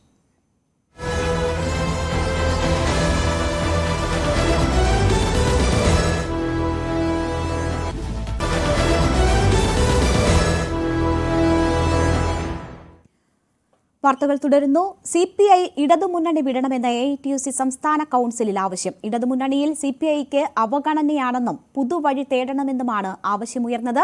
പിണറായി വിജയൻ അവസാനത്തെ ഇടത് മുഖ്യമന്ത്രിയാകുമെന്നും വിമർശനമുയർന്നു. CPIയുടെ ത്യാഗമാണ് ഇടതുമുന്നണിക്ക് അടിസ്ഥാനമായത്. ഇടതുമുന്നണിയുടെ മുഖം വികൃതമാണ്. മുഖ്യമന്ത്രി തെറ്റ് തിരുത്തില്ല. സർക്കാരിന്റേത് തൊഴിലാളി വിരുദ്ധ സമീപനമാണ്. ഇക്കാര്യത്തിൽ മാതൃക കേന്ദ്ര സർക്കാർ എന്നും വിമർശനം. നേരത്തെ CPI നേതൃയോഗങ്ങളിലും സമാന ആവശ്യം ഉയർന്നിരുന്നു. CPI നേതൃത്വത്തിൽ വീണ്ടും ഭിന്നത. CPIയിൽ വക്താക്കൾ വേണ്ടെന്ന നിലപാടിലാണ് സംസ്ഥാന സെക്രട്ടറി ബിനോയ് വിശ്വം. പാർട്ടി നിലപാട് സെക്രട്ടറി പറയുമെന്ന് ബിനോയ് വിശ്വം പറഞ്ഞു. ADGP വിഷയത്തിൽ ദേശീയ നിർവാഹക സമിതി അംഗത്തിന്റെ പ്രതികരണമാണ് ബിനോയ് വിശ്വത്തെ പ്രകോപിപ്പിച്ചത്. അതേസമയം CPIയിൽ ഭിന്നതയില്ലെന്നും പാർട്ടിയുടെ നിലപാട് ആര് പറഞ്ഞാലും പാർട്ടി നിലപാട് തന്നെയാകുമെന്നും മന്ത്രി K. രാജൻ പ്രതികരിച്ചു. പാർട്ടി എടുത്ത എല്ലാ നിലപാടും ഏകകണ്ഠമായി എടുത്ത തീരുമാനമാണെന്നും രാജൻ പറഞ്ഞു. നിലപാട് പുറത്താക്കിയില്ലെങ്കിൽ എന്താകുമെന്ന് തീരുമാനിക്കേണ്ട ഒരു ഘട്ടമായില്ല. CPI എടുത്ത നിലപാട് തന്നെ സാധ്യമാകുമെന്നുള്ള പ്രതീക്ഷയാണ് ഞങ്ങൾക്കുള്ളത്. ആ നിലപാടുമായിട്ട് തന്നെ പാർട്ടി മുന്നോട്ട് പോകല്ലേ. അല്ല, ഞങ്ങളുടെ പാർട്ടി എക്സിക്യൂട്ടീവിൽ എന്തിനാണ് ഭിന്നത ഉണ്ടാകുന്നത്? ഞങ്ങളുടെ പാർട്ടി CPIയുടെ സംസ്ഥാന എക്സിക്യൂട്ടീവോ CPIയുടെ സംസ്ഥാന കൗൺസിലോ ഏതെങ്കിലും വിധത്തിൽ ഭിന്നതയുള്ളൊരു കേന്ദ്രമേ അല്ല. സാധാരണ നിലയിൽ ഒരു പാർട്ടിക്കകത്തുണ്ടാകേണ്ട ആരോഗ്യപരമായ ചർച്ചകൾ ഞങ്ങളുടെ പാർട്ടിയുടെ ജനാധിപത്യ സംവിധാനം അനുസരിച്ചുകൊണ്ട് ഏതു പാർട്ടിയിലും ഉണ്ടാകുന്ന പോലെ ഉണ്ടാകും. ഇവിടെ പുറത്തു പറയേണ്ടതായിട്ടുള്ള ഏതെങ്കിലും ഒരു ഭിന്നത ഒരു കാര്യത്തിലും ഇതുവരെ തൽക്കാലത്തെ ഈ ദിവസങ്ങളിൽ നമ്മുടെ പാർട്ടിയിലില്ല. ഇപ്പോൾ പാർട്ടി എടുത്ത എല്ലാ നിലപാടും ഏകകണ്ഠമായി പാർട്ടി മുന്നോട്ട് വെച്ചിട്ടുള്ള നിലപാടാണ്. PR ഏജൻസി വിവാദം മുഖ്യമന്ത്രി വിശദീകരിച്ചിട്ടും CPMൽ പോലും സംശയങ്ങൾ തീരുന്നില്ല. സംസ്ഥാന സമിതി യോഗത്തിൽ കണ്ണൂർ ജില്ലാ സെക്രട്ടറി MV ജയരാജനും K. ചന്ദ്രൻപിള്ളയുമാണ് മുഖ്യമന്ത്രിയുടെ ന്യായീകരണത്തിൽ സംശയം പ്രകടിപ്പിച്ചത്. ഞങ്ങളൊരു ഏജൻസിയെയും ചുമതലപ്പെടുത്തിയിട്ടില്ല. ഞങ്ങളെന്ന് പറഞ്ഞാൽ ഗവൺമെന്റ് ഒരു ഏജൻസിയെയും ചുമതലപ്പെടുത്തിയിട്ടില്ല. അത്തരം ഒരു ഏജൻസിയും ഗവൺമെന്റിന്റെ ഭാഗമായി പ്രവർത്തിക്കുന്നുമില്ല. ഒരു PR സംവിധാനവും ഗവൺമെന്റിന്റെ ഭാഗമായിട്ട് ഇല്ല. അഭിമുഖത്തിന് PR ഏജൻസി എന്ന ആരോപണത്തിൽ മുഖ്യമന്ത്രിയും പാർട്ടി സെക്രട്ടറിയും എങ്ങനെയൊക്കെ വിശദീകരിച്ചിട്ടും സംശയങ്ങൾ ബാക്കിയാണ്. പൊതുസമൂഹത്തിനും പ്രതിപക്ഷത്തിനും മാത്രമല്ല, പാർട്ടി നേതാക്കൾക്ക് പോലും മുഖ്യമന്ത്രിയുടെ ന്യായീകരണം ദഹിച്ചിട്ടില്ല. സംസ്ഥാന കമ്മിറ്റി യോഗത്തിൽ MV ജയരാജനും ചന്ദ്രൻപിള്ളയും ഇക്കാര്യം ചൂണ്ടിക്കാട്ടി. പാർട്ടി നേതാവിന്റെ മകൻ പറഞ്ഞിട്ടാണ് അഭിമുഖം കൊടുത്തതെന്ന് അവകാശപ്പെടുമ്പോഴും മുഖ്യമന്ത്രി പറയാത്ത കാര്യം എങ്ങനെ അഭിമുഖത്തിൽ വന്നുവെന്ന് വ്യക്തമായി പറയാൻ ആർക്കും കഴിയുന്നില്ല. മാത്രമല്ല, അതുണ്ടാക്കിയ ഡാമേജ് വളരെ വലുതെന്ന അഭിപ്രായമാണ് CPMൽ പ്രബല വിഭാഗത്തിനുള്ളത്. മലപ്പുറം ജില്ലയ്ക്കെതിരായ പരാമർശമുണ്ടാക്കിയ തിരിച്ചടിക്ക് ഉത്തരവാദി ആരെന്നും അത് എങ്ങനെ മറികടക്കുമെന്നുമാണ് പാർട്ടി നേതൃത്വത്തെ കുഴയ്ക്കുന്ന ചോദ്യം. അത് തിരിച്ചറിഞ്ഞാണ് മലപ്പുറം ജില്ലയുടെ അട്ടിപ്പേർ അവകാശം ഉന്നയിച്ച് ആരും വരേണ്ട എന്നും ജില്ലാ രൂപീകരണ ചരിത്രം വിശദീകരിച്ചും സംസ്ഥാന സെക്രട്ടറി രംഗത്ത് വന്നത്. ന്യൂസ് 18 തിരുവനന്തപുരം. മുഖ്യമന്ത്രിക്കും CPMനുമെതിരെ രൂക്ഷ വിമർശനവുമായി കാന്തപുരം വിഭാഗവും. AP വിഭാഗത്തിന്റെ വിദ്യാർത്ഥി പ്രസ്ഥാനമായ SSFന്റെ മുഖപത്രമായ റിസാല വാരികയിലാണ് വിമർശനം. മുഖ്യമന്ത്രി വലതുപക്ഷ നിലപാടുകൾ സ്വീകരിക്കുന്നുവെന്നും പോലീസ് ഭാഷ്യങ്ങളെ മുഴുവൻ വെള്ളം തൊടാതെ നിരന്തരം ന്യായീകരിക്കുന്നുവെന്നും റിസാല കുറ്റപ്പെടുത്തുന്നു. ഇങ്ങനെ പോയാൽ CPMന്റെ പൊടി പോലും ഉണ്ടാകില്ല കണ്ടുപിടിക്കാനെന്നും മുഖപ്രസംഗത്തിൽ വിമർശനമുണ്ട്. സമസ്തയുടെ മുഖപത്രമായ സുപ്രഭാതത്തിൽ കഴിഞ്ഞ ദിവസം മുഖ്യമന്ത്രിക്കും CPMനുമെതിരെ നിശിത വിമർശനവുമായി ലേഖനം പ്രസിദ്ധീകരിച്ചിരുന്നു. ഇതിന് പിന്നാലെയാണ് ഇടതുപക്ഷത്തിനൊപ്പം നിൽക്കുന്ന കാന്തപുരം വിഭാഗത്തിന്റെ വിദ്യാർത്ഥി പ്രസ്ഥാനം വിമർശനവുമായി വന്നിരിക്കുന്നത്. പിണറായി വിജയൻ ആരുടെ PR ഏജൻസി എന്ന തലക്കെട്ടോടെയാണ് റിസാലയിലെ മുഖപ്രസംഗം. മുഖ്യമന്ത്രി വലതുപക്ഷ നിലപാടുകൾ സ്വീകരിക്കുന്നുവെന്നും തെരഞ്ഞെടുപ്പിലെ കനത്ത പരാജയത്തിന്റെ കാരണം ന്യൂനപക്ഷ പ്രീണനമാണെന്ന ഹിന്ദുത്വ പ്രചാരണത്തിൽ CPM വീണുവെന്നും മുഖപ്രസംഗത്തിൽ വിമർശിക്കുന്നു. ADGP RSS കൂടിക്കാഴ്ചകളെ CPM നിസ്സാരവൽക്കരിക്കുകയാണ്. ADGPക്കെതിരെ നടപടി സ്വീകരിക്കാത്തത് എന്തിന്റെ തെളിവെന്ന ചോദ്യവും ഉയർത്തുന്നുണ്ട്. ഹിന്ദു പത്രത്തിന് മുഖ്യമന്ത്രി നൽകിയ അഭിമുഖത്തെയും മുഖപ്രസംഗത്തിൽ വിമർശിക്കുന്നുണ്ട്. അഭിമുഖ വിവാദത്തിൽ CPMന് ഉത്തരമില്ല. അഭിമുഖം BJPക്ക് ഗുണകരമായ രീതിയിൽ പ്രചരിച്ചു. മലപ്പുറത്തെ ക്രിമിനൽ തലസ്ഥാനമാക്കാനുള്ള ഹിന്ദുത്വ വർഗീയ സംഘങ്ങളുടെ പദ്ധതി ഇടതുപക്ഷത്തിന്റെ ചെലവിൽ നടപ്പാക്കിയെന്നും മുഖപ്രസംഗം കുറ്റപ്പെടുത്തുന്നു. മുഖ്യമന്ത്രി ഇടതുപക്ഷത്തെ തന്നെയാണോ പ്രതിനിധീകരിക്കുന്നത് എന്നതിൽ സംശയമുണ്ടെന്ന് പറയുന്ന മുഖപ്രസംഗം CPM ഇങ്ങനെ പോയാൽ പൊടി പോലും ഉണ്ടാകില്ല കണ്ടുപിടിക്കാനെന്ന് വിമർശിച്ചാണ് അവസാനിക്കുന്നത്. PV അൻവർ ഉയർത്തിയ വിമർശനങ്ങളോട് ചേർന്ന് നിൽക്കുന്നതാണ് റിസാലയുടെ മുഖപ്രസംഗം. സാമുദായിക പ്രസ്ഥാനങ്ങൾ തുടർച്ചയായി വിമർശനങ്ങൾ ഉന്നയിക്കുന്നതും അതെല്ലാം PV അൻവറിനോട് ചേർന്ന് നിൽക്കുന്ന തരത്തിലാകുന്നതും CPMന് നൽകുന്ന തലവേദന ചെറുതല്ല. ന്യൂസ് 18 മലപ്പുറം. മഞ്ചേശ്വരം തെരഞ്ഞെടുപ്പ് കോഴക്കേസിൽ ബി.ജെ.പി. സംസ്ഥാന അധ്യക്ഷൻ കെ സുരേന്ദ്രൻ ഉൾപ്പെടെ 6 പ്രതികളെയും വെറുതെ വിട്ടു. കാസർഗോഡ് ജില്ലാ സെഷൻസ് കോടതിയാണ് വിടുതൽ ഹർജി അംഗീകരിച്ചത്. കേസിലൂടെ തന്നെ എന്നേക്കുമായി അയോഗ്യനാക്കുകയായിരുന്നു ലക്ഷ്യമെന്ന് കെ സുരേന്ദ്രൻ പ്രതികരിച്ചു. 2021 നിയമസഭാ തെരഞ്ഞെടുപ്പിൽ ബി.എസ്.പി. സ്ഥാനാർത്ഥിയായിരുന്ന കെ സുന്ദരയ്ക്ക് പത്രിക പിൻവലിക്കാൻ കോഴ നൽകുകയും ഭീഷണിപ്പെടുത്തിയെന്നുമായിരുന്നു കേസ്. കെ.വി. ബൈജുവിന്റെ റിപ്പോർട്ടിലേക്ക്. മഞ്ചേശ്വരം തെരഞ്ഞെടുപ്പ് കോഴക്കേസിൽ കെ സുരേന്ദ്രന് ആശ്വാസം. എന്തായാലും ഈ കേസിൽ കെ സുരേന്ദ്രൻ ഉൾപ്പെടെ 6 പ്രതികളെയും വെറുതെ വിട്ടുകൊണ്ട് കാസർഗോഡ് ജില്ലാ സെഷൻസ് കോടതി വിധി പ്രസ്താവിച്ചിരിക്കുന്നു. മഞ്ചേശ്വരം തെരഞ്ഞെടുപ്പിൽ ബി.എസ്.പി. സ്ഥാനാർത്ഥിയായിരുന്ന കെ സുന്ദരയെ തട്ടിക്കൊണ്ടുപോയി 2.5 ലക്ഷം രൂപയും മൊബൈൽ ഫോണും നൽകി പത്രിക പിൻവലിച്ചു എന്നാണ് കേസ്. ഈ കേസിൽ സുരേന്ദ്രനെ സംബന്ധിച്ചിടത്തോളം കഴിഞ്ഞ കുറേ വർഷങ്ങളായി വലിയ തോതിൽ സുരേന്ദ്രനെ വേട്ടയാടിയ ഒരു കേസാണിത്. വലിയ തോതിൽ വാർത്തയായ ഒരു കേസാണ്. ഈ കേസിലാണിപ്പോൾ മുഴുവൻ പ്രതികളെയും, അതായത് കെ സുരേന്ദ്രൻ ഉൾപ്പെടെ 6 പ്രതികളെയും വെറുതെ വിട്ടുകൊണ്ട് കോടതി ഉത്തരവ് വന്നിരിക്കുന്നത്. എന്തായാലും പ്രഥമ ദൃഷ്ട്യാ തന്നെ ഈ കേസ് നിലനിൽക്കില്ലെന്നാണ് കോടതി പ്രസ്താവിച്ചതെന്നാണ് സുരേന്ദ്രന് വേണ്ടി ഹാജരായ അഡ്വക്കേറ്റ് കെ ശ്രീകാന്ത് വ്യക്തമാക്കിയത്.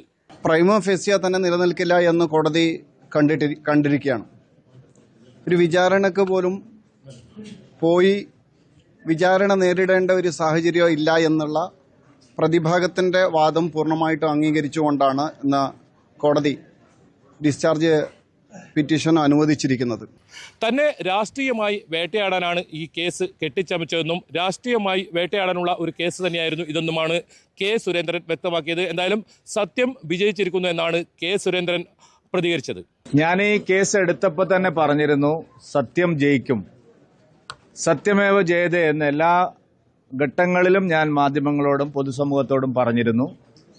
വളരെ ആസൂത്രിതമായി കെട്ടിച്ചമച്ച ഒരു കള്ളക്കേസാണിത്.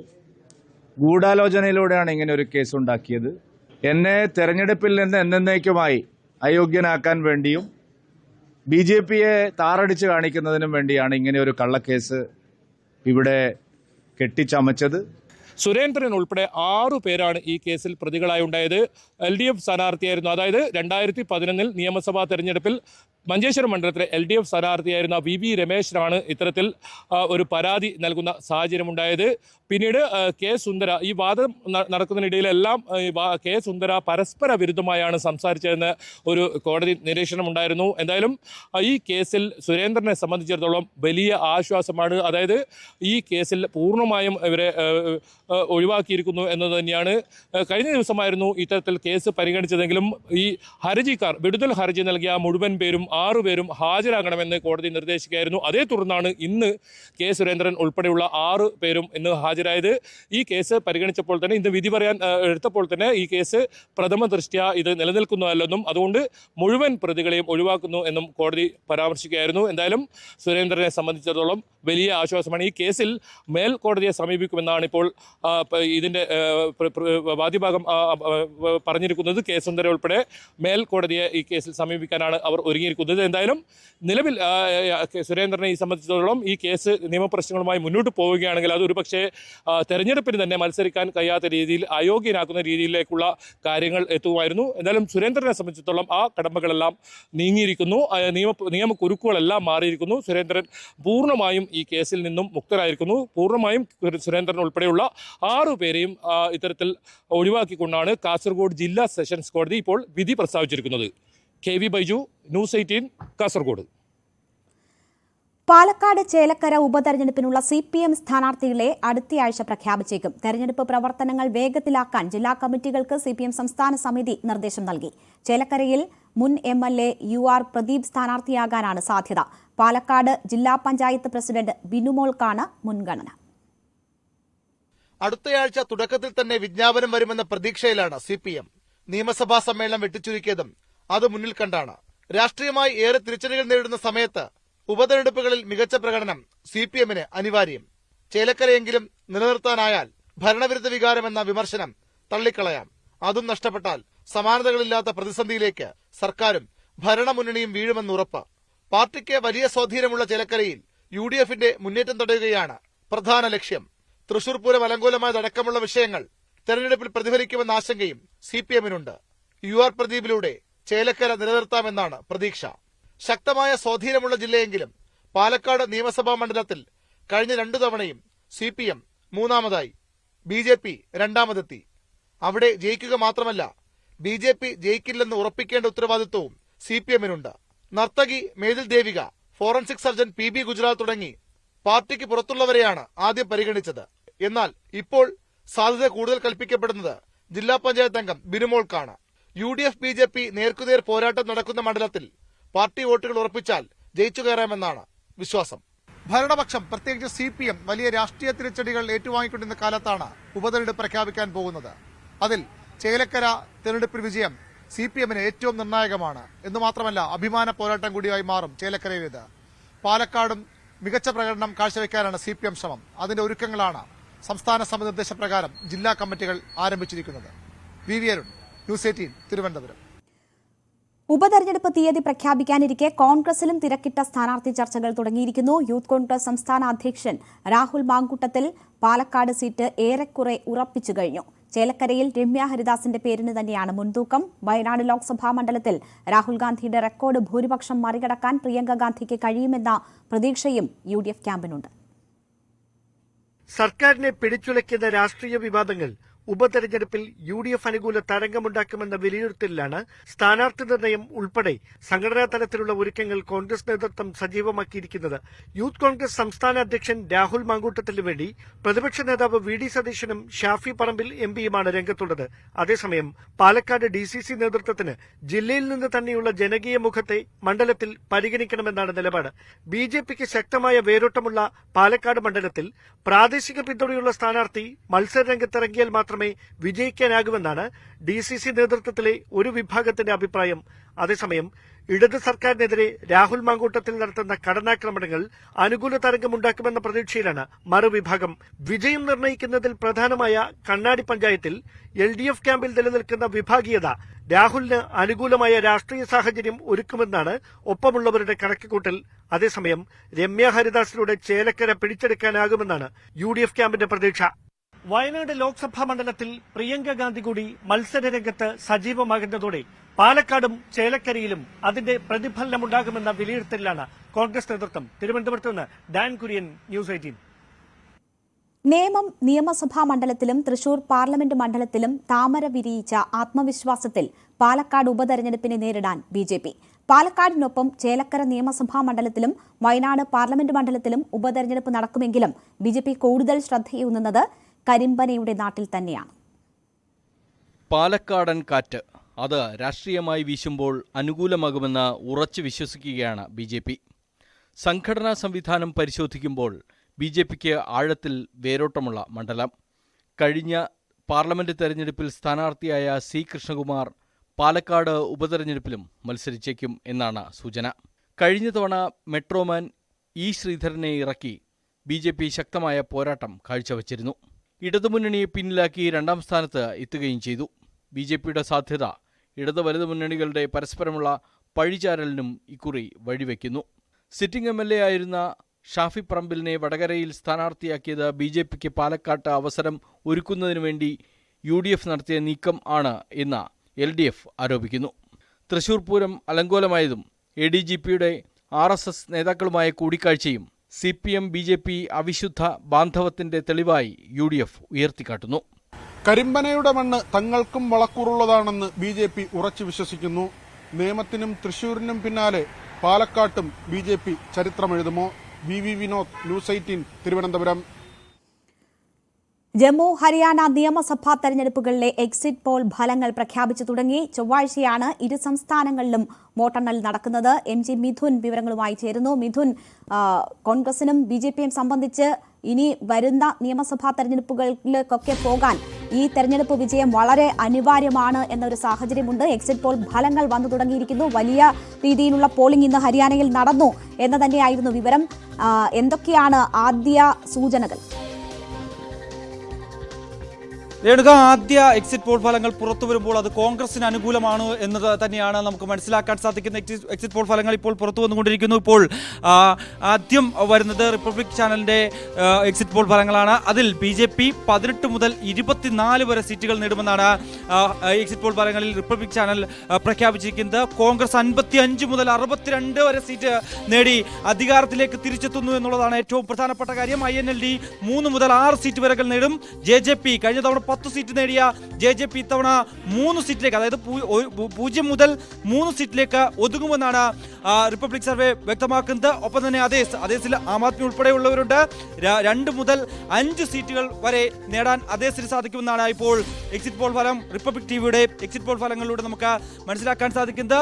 മറ്റ് ഫലങ്ങൾ കൂടി പുറത്തു വരുന്നു. ആദ്യ ഫലസൂചനകൾ അത് കോൺഗ്രസിന് അനുകൂലമാണ് എന്നുള്ളതാണ് ഏറ്റവും ശ്രദ്ധേയമായിട്ടുള്ള കാര്യം. ഒപ്പം തന്നെ മാട്രിക്സ് സീറ്റ് പ്രൊജക്ഷന്റെ എക്സിറ്റ് പോൾ ഫലങ്ങൾ ഇപ്പോൾ പുറത്തു വരുന്നു. അവിടെയും കോൺഗ്രസിന് അനുകൂലമായി തന്നെ വരുന്നു എന്നുള്ളത് തന്നെയാണ്. അവിടെയും 55 മുതൽ 62 സീറ്റ് വരെ അവരും പ്രഖ്യാപിക്കുന്നു. ഒപ്പം തന്നെ BJP 18 മുതൽ 24 സീറ്റുകൾ വരെ നേടും. INLD 3 മുതൽ 6 സീറ്റ്, JJP 0 മുതൽ 3 സീറ്റ് വരെ, ആം ആദ്മി ഉൾപ്പെടെയുള്ള അതേസ് 2 മുതൽ 5 സീറ്റ് വരെ നേടുമെന്ന് തന്നെയാണ്. അതായത് കഴിഞ്ഞ 10 വർഷത്തെ BJP ഭരണം അവസാനിപ്പിച്ചുകൊണ്ട് കോൺഗ്രസ് വീണ്ടും അധികാരത്തിലേക്ക് ഹരിയാനയിൽ തിരിച്ചെത്തുന്നു എന്നുള്ളത് സൂചനകൾ തന്നെയാണ് റിപ്പബ്ലിക് ടിവിയുടെ സർവേ ഫലങ്ങളിലൂടെ നമുക്ക് മനസ്സിലാക്കാൻ സാധിക്കുന്ന. അല്പസമയത്തിനകം തന്നെ ഇന്ത്യ ടുഡേയുടെ എക്സിറ്റ് പോൾ ഫലങ്ങൾ പുറത്തു വരും.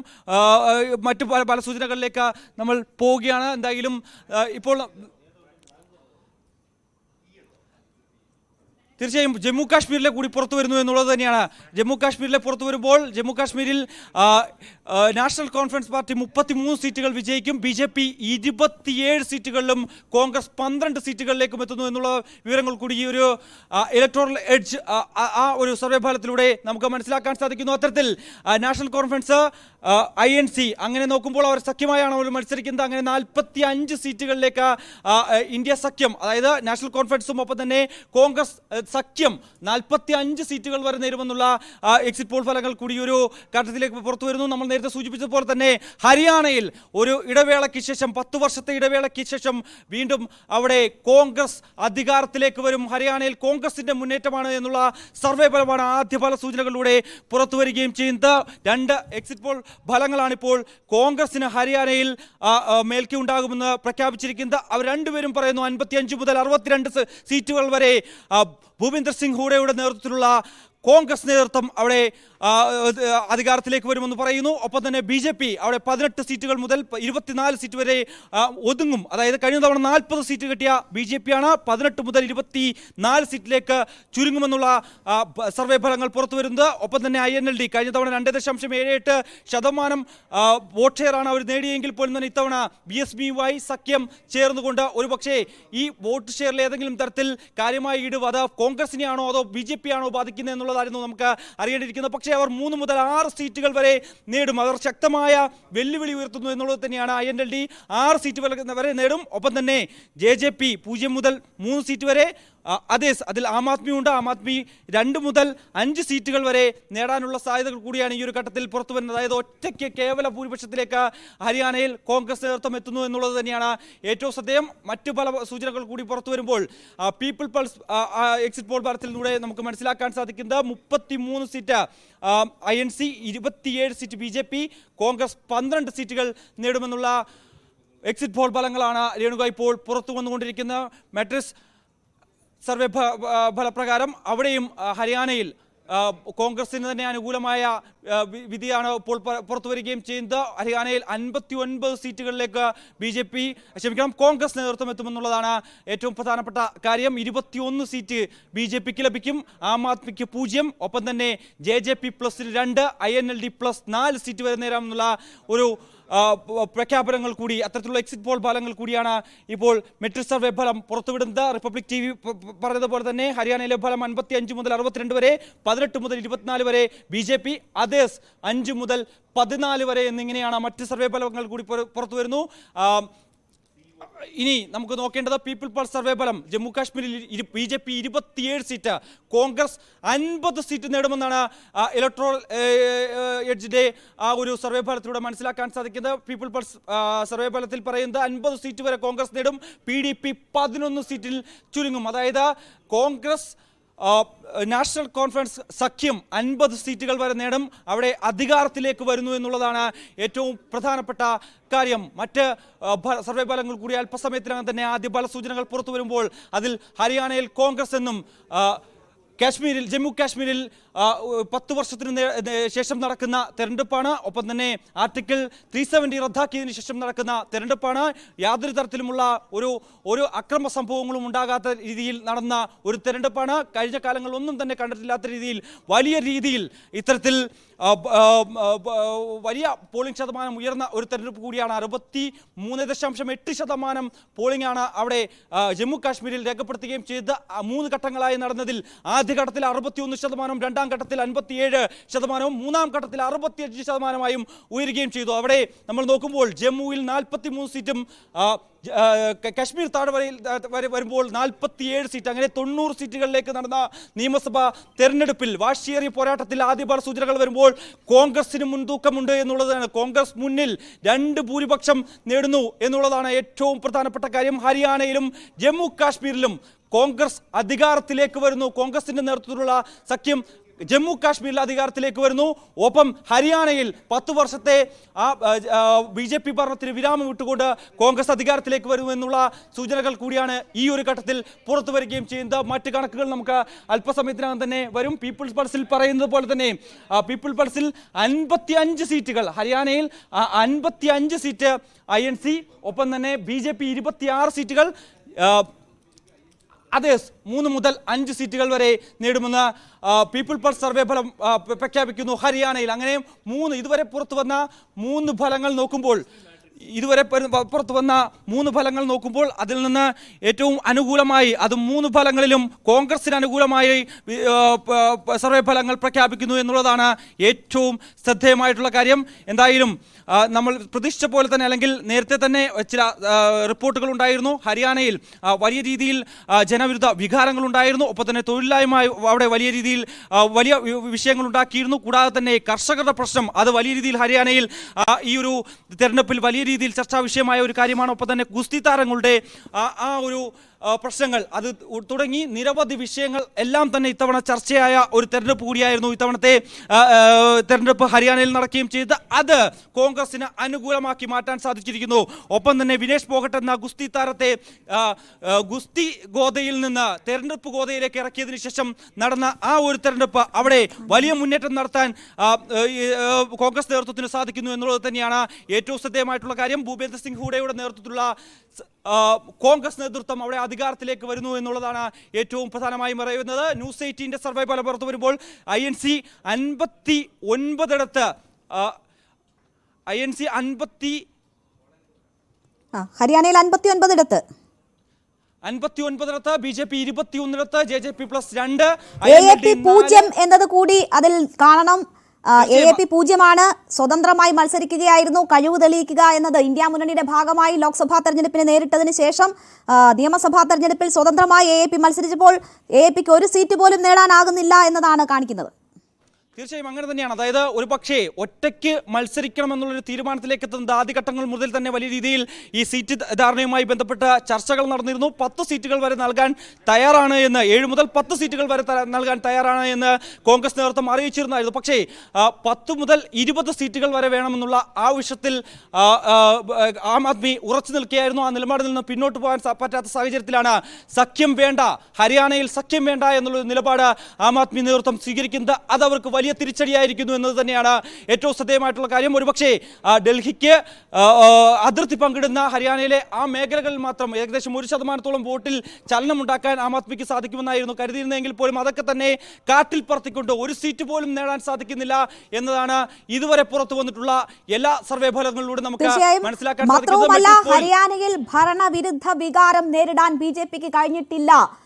എന്ന കാര്യം കൂടി വ്യക്തമാവുകയാണ്. ഇതുവരെ വന്ന ഫലങ്ങൾ നൽകുന്ന സൂചന വ്യക്തമായ ഭൂരിപക്ഷത്തോടു കൂടി കോൺഗ്രസ് അധികാരത്തിലേക്ക് എന്നത് തന്നെയാണ്. കോൺഗ്രസിന് 59 സീറ്റുകൾ വരെ പ്രവചിക്കപ്പെടുന്നു. മാട്രിക്സ് നൽകുന്നത് 55 മുതൽ 62 സീറ്റ് വരെയാണ്. വ്യക്തമായ ഭൂരിപക്ഷത്തോടു കൂടി അധികാരത്തിൽ ഹരിയാനയിൽ തിരിച്ചെത്താൻ കോൺഗ്രസിനാകുന്നു എന്നത് തന്നെയാണ് ഈ ഫലസൂചനകൾ നൽകുന്നത്. ഒപ്പം മിഥുൻ, കശ്മീരിലേക്ക് പോയാൽ നാഷണൽ കോൺഫറൻസ് ഇതിനോടകം തന്നെ പ്രഖ്യാപിച്ചു കഴിഞ്ഞു. തങ്ങൾ ഫലം എന്തായാലും ഒരു പോസ്റ്റ് പോൾ അലയൻസിന് BJPയുമായി ഇല്ല എന്ന കാര്യം വ്യക്തമാക്കി കഴിഞ്ഞിരിക്കുന്നു. ഇപ്പോൾ ഒരുപക്ഷെ അവിടെ സഖ്യത്തിലൂടെ അധികാരത്തിലെത്താൻ കഴിയും എന്ന സാധ്യത തന്നെയാണ് നാഷണൽ കോൺഫറൻസിനെ സംബന്ധിച്ച് നിലനിൽക്കുന്നത്. കോൺഗ്രസുമായുള്ള സഖ്യത്തിലൂടെ അധികാരത്തിലേക്ക് വരാൻ പറ്റുമെന്ന സൂചനകൾ, ഫലസൂചനകൾ വരുമ്പോൾ അതിനെ എങ്ങനെ നോക്കിക്കാണണം? തീർച്ചയായും അങ്ങനെ തന്നെയാണ്. അതായത് ഇപ്പോൾ ഗുലിസ്ഥാൻ ന്യൂസ് സീറ്റ് പ്രൊജക്ഷന്റെ എക്സിറ്റ് പോൾ ഫലങ്ങൾ പുറത്തു വരുന്നു. അതിൽ ഇഞ്ചോടിഞ്ച് പോരാട്ടം, അതായത് ജമ്മു കാശ്മീരിൽ ഇഞ്ചോടിഞ്ച് പോരാട്ടം എന്നാണ് അവരുടെ സർവേ ഫലത്തിൽ പറയുന്നത്. നാഷണൽ കോൺഫറൻസ് പാർട്ടി 28 മുതൽ 30 വരെ സീറ്റുകൾ നേടും. BJP 28 മുതൽ 30 വരെ സീറ്റ്, കോൺഗ്രസ് 3 മുതൽ 6 വരെ സീറ്റ്, PDP 5 മുതൽ 7 വരെ, അതേസ് 8 മുതൽ 16 എന്നിങ്ങനെ കണക്കാണ് ഗുലിസ്ഥാൻ ന്യൂസ് സീറ്റ് പ്രൊജക്ഷന്റെ സർവേ ഫലത്തിലൂടെ പ്രഖ്യാപിച്ചിരിക്കുന്നത്. അത്തരത്തിൽ ഒരു ഇഞ്ചോടിഞ്ച് പോരാട്ടം, ആദ്യമായി ഒരു ഇഞ്ചോടിഞ്ച് പോരാട്ടം പ്രഖ്യാപിക്കുന്നു സർവേ ഫലത്തിലൂടെ എന്നുള്ളത് തന്നെയാണ്. എന്തായാലും മാട്രിക്സ് സർവേ ഫലം, അതിൻ്റെ സർവേ ഫലം ഇപ്പോൾ പുറത്തു വരുമ്പോൾ ജമ്മു കാശ്മീരിൽ PDPക്ക് 28 സീറ്റുകൾ വരെ നേടാനുള്ള സാധ്യതയുണ്ട് എന്ന് മെട്രിക് സർവേ ഫലം പ്രഖ്യാപിക്കുന്നു. ഒപ്പം തന്നെ 21 സീറ്റിൽ national conference party BJP 23 seat വരെ നേടാമെന്നുള്ള പ്രഖ്യാപനങ്ങൾ കൂടി ഒരു ഘട്ടത്തിൽ പുറത്തു വരുന്നുണ്ട് എന്നുള്ളത് തന്നെയാണ് ഏറ്റവും ശ്രദ്ധേയമായിട്ടുള്ള കാര്യം. എന്തായാലും അല്പസമയത്തിനകം തന്നെ മറ്റ് എക്സിറ്റ് പോൾ ഫലങ്ങൾ കൂടി പുറത്തു വരും. ജമ്മു കാശ്മീരിലെയും ഹരിയാനയിലും ഒരുപക്ഷെ നീണ്ട ഇടവേളയ്ക്ക് ശേഷം കോൺഗ്രസ് നേതൃത്വം അവിടെ അധികാരത്തിലേക്ക് വരുന്നു എന്നുള്ള സൂചനകൾ തന്നെയാണ് ആദ്യഘട്ട പല സൂചനകളിലൂടെ നമുക്ക് മനസ്സിലാക്കാൻ സാധിക്കുന്നത്. ഒപ്പം തന്നെ ഇനി ആക്സിസ് ടൈംസ് ടൈമിൻ്റെ ഇപ്പോൾ പുറത്തു വരുന്ന കണക്കുകൾ പ്രകാരം 18 മുതൽ 24 സീറ്റുകൾ വരെ ഹരിയാനയിൽ 18 മുതൽ 24 സീറ്റ് വരെ നേടാൻ സാധ്യതയുണ്ട് എന്നാണ് ടൈംസ് നൗ പ്രഖ്യാപിക്കുന്നത്. 55 മുതൽ 62 സീറ്റ് വരെ കോൺഗ്രസ് നേടും. ഒപ്പം തന്നെ 2 മുതൽ 5 സീറ്റ് INLD, JJP 0 മുതൽ 3 സീറ്റ് വരെ, അവിടെയും ആം ആദ്മിക്ക് ഒരു സീറ്റില്ല എന്നുള്ളത് തന്നെയാണ് ടൈംസ് ടൈം പ്രഖ്യാപിക്കുന്നു. ഹരിയാനയിൽ ഇത്തവണ കോൺഗ്രസ് അതും കേവല ഭൂരിപക്ഷം നേടിക്കൊണ്ട് 55 മുതൽ 62 സീറ്റുകൾ വരെ നേടിക്കൊണ്ട് അധികാരത്തിലേക്ക് വരുമെന്നുള്ളതാണ് ഇപ്പോൾ ടൈംസ് നൗവിൻ്റെ സർവേ ഫലം കൂടി പ്രഖ്യാപിക്കുന്നത്. രേണുക, തീർച്ചയായും എന്തായാലും ഹരിയാനയിൽ കോൺഗ്രസിന്റെ തിരിച്ചുവരവിന്റെ സൂചനകളാണ് ഇതുവരെ പുറത്തു വന്ന എക്സിറ്റ് പോൾ ഫലങ്ങൾ നൽകുന്നത്. കോൺഗ്രസിനെ സംബന്ധിച്ച് അവർ വലിയ ആത്മവിശ്വാസത്തിൽ തന്നെ ആയിരുന്നു. പ്രചാരണ രംഗത്തുടനീളം വിമതശല്യം ഉൾപ്പെടെ നേരിട്ടിരുന്നു എങ്കിൽ പോലും തിരിച്ചുവരവിന്റെ വിശ്വാസം കോൺഗ്രസിനെ സംബന്ധിച്ച് ഹരിയാനയിൽ ഉണ്ടായിരുന്നു. അതുകൊണ്ട് തന്നെ കൂടുതൽ സീറ്റുകൾ ചോദിച്ച് ആം ആദ്മി പാർട്ടി വിട്ടുനിൽക്കുമ്പോഴും ഒറ്റയ്ക്ക് ജയിച്ച് കയറാമെന്ന ആത്മവിശ്വാസം അവരെ സംബന്ധിച്ചുണ്ടായിരുന്നു. ആദ്യ എക്സിറ്റ് പോൾ ഫലസൂചനകൾ നൽകുന്നതും കോൺഗ്രസിന് വ്യക്തമായ ലീഡ് ഉണ്ട് ഹരിയാനയിൽ എന്നതാണ്. അതേസമയം ജമ്മു കാശ്മീരിൽ ഇഞ്ചോടിഞ്ച് മത്സരത്തിന്റെ സൂചനകളാണ് ആദ്യ എക്സിറ്റ് പോൾ ഫലങ്ങൾ നൽകുന്നത്. അതേസമയം BJPക്ക് മുൻതൂക്കം എന്ന പ്രവചനങ്ങൾ കൂടി വരുന്നു. മിഥുൻ, കൂടുതൽ ഇഞ്ചോടിഞ്ച് പോരാട്ടം ജമ്മു കാശ്മീരിലാണ് എന്ന് വരുന്നു.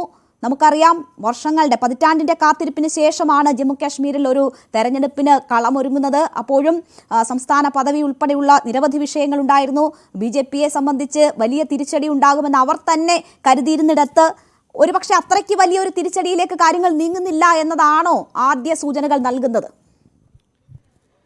രേണുക, അതായത് ഇതുവരെ പുറത്തു വന്നിട്ടുള്ള സർവേ ഫലങ്ങളിൽ ഒരു സർവേ ഫലം മാത്രം, ഗുലിസ്ഥാൻ സർവേ എക്സിറ്റ് പോൾ ഫലങ്ങൾ മാത്രമാണ് ഒരു ഇഞ്ചോടിഞ്ച് പോരാട്ടത്തിലേക്ക് ജമ്മു കാശ്മീർ കടക്കുമെന്ന് അറിയിച്ചിട്ടുള്ളത്. മറ്റെല്ലാം തന്നെ റിപ്പബ്ലിക് മെട്രിക്സും ഒപ്പം തന്നെ PDPക്ക് 28 സീറ്റ് ലഭിക്കുമെന്ന് പറയുന്നു. ഒപ്പം തന്നെ കോൺഗ്രസിന് അവിടെ 12 സീറ്റ്, JKNCക്ക് 15, മറ്റുള്ളവർക്ക് 7 എന്നിങ്ങനെയാണ് ജമ്മു കാശ്മീരിലെ എക്സിറ്റ് പോൾ ഫലം പറയുന്നത്. അവിടെ കാശ്മീരിൽ ഇഞ്ചോടിഞ്ച് പോരാട്ടമാണ് എന്നാണ്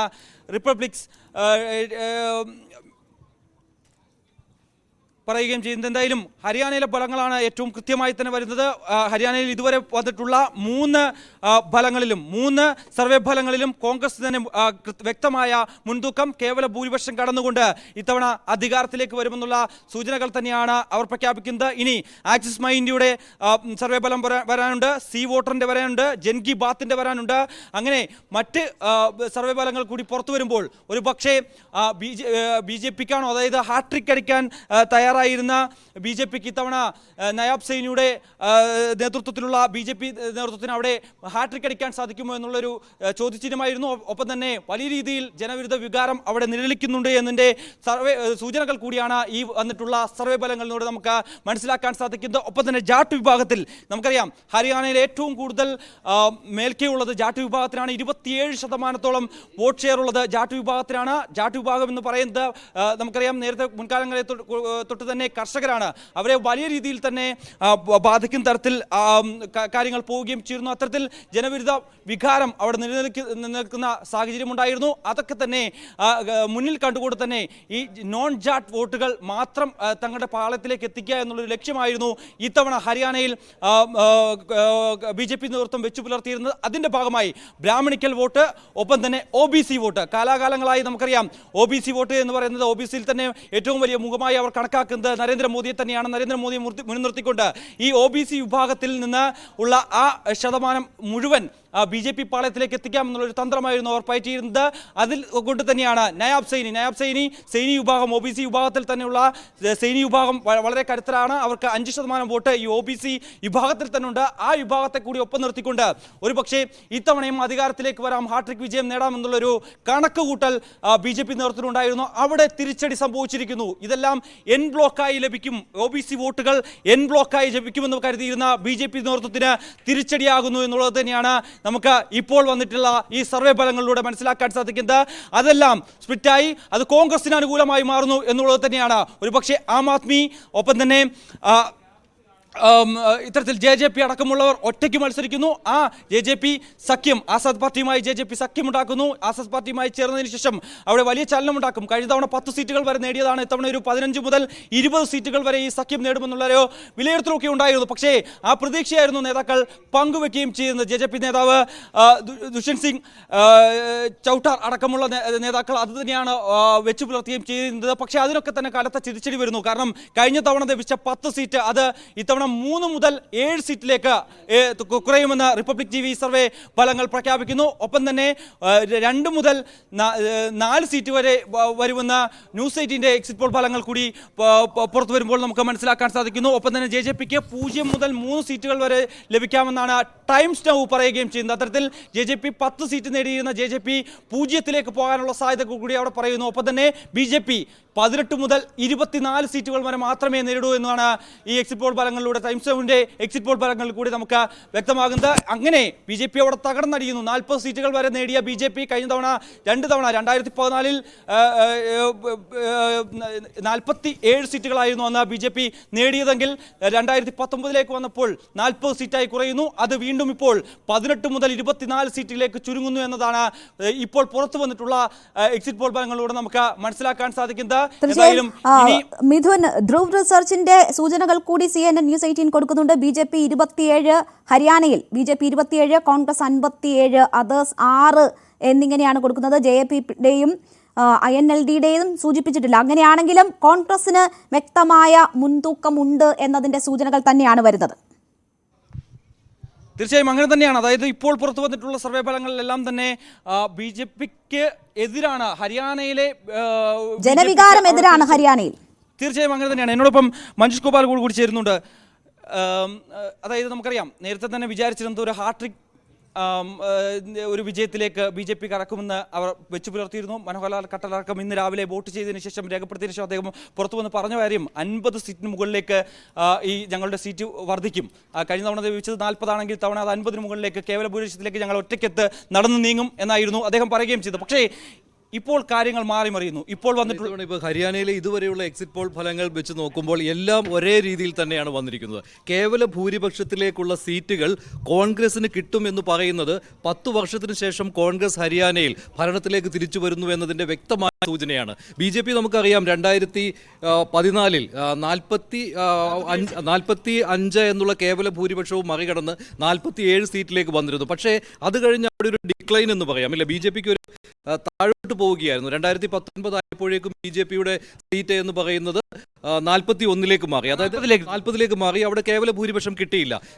JJPയുടെ സഹായത്തോടു കൂടി അവർക്ക് സർക്കാർ രൂപീകരിക്കേണ്ടി വന്നു. പിന്നെ ലോക്സഭാ തെരഞ്ഞെടുപ്പുമായി താരതമ്യം ചെയ്യുമ്പോൾ 2014 7 സീറ്റുകൾ കിട്ടി. അവിടെ നിന്ന് 2019 ആയപ്പോഴേക്കും മുഴുവൻ സീറ്റുകളും ലോക്സഭയിലേക്ക് BJPക്ക് സ്വന്തമാക്കാൻ കഴിഞ്ഞു. പക്ഷേ 2024 ആയപ്പോൾ 5-5 എന്ന രീതിയിലേക്ക് 5 കോൺഗ്രസിനും 5 BJPയുമായി. അതായത് കഴിഞ്ഞ 10 വർഷത്തിനിടയ്ക്ക് ഒരു ലോക്സഭാ തെരഞ്ഞെടുപ്പിൽ മുകളിലേക്ക് വരികയും അതോടൊപ്പം തന്നെ നിയമസഭാ തെരഞ്ഞെടുപ്പിൽ താഴോട്ട് പോവുകയും ചെയ്ത BJP ആ ഡിക്ലൈൻ ഇപ്പോൾ തുടരുന്നു എന്നത് തന്നെയാണ് ഈ എക്സിറ്റ് പോൾ ഫലങ്ങൾ സൂചിപ്പിക്കുന്നത്. എന്തായാലും BJPക്ക് ഒരു സംസ്ഥാനം കൂടി നഷ്ടപ്പെടാൻ പോവുകയാണ്, അത് ഹരിയാനയാണ്. അത് മാത്രമല്ല, എക്സിറ്റ് പോളുകൾ എല്ലാം ഒരേ സ്വരത്തിൽ തന്നെ ഇത് പറയുകയും ചെയ്യുന്നു.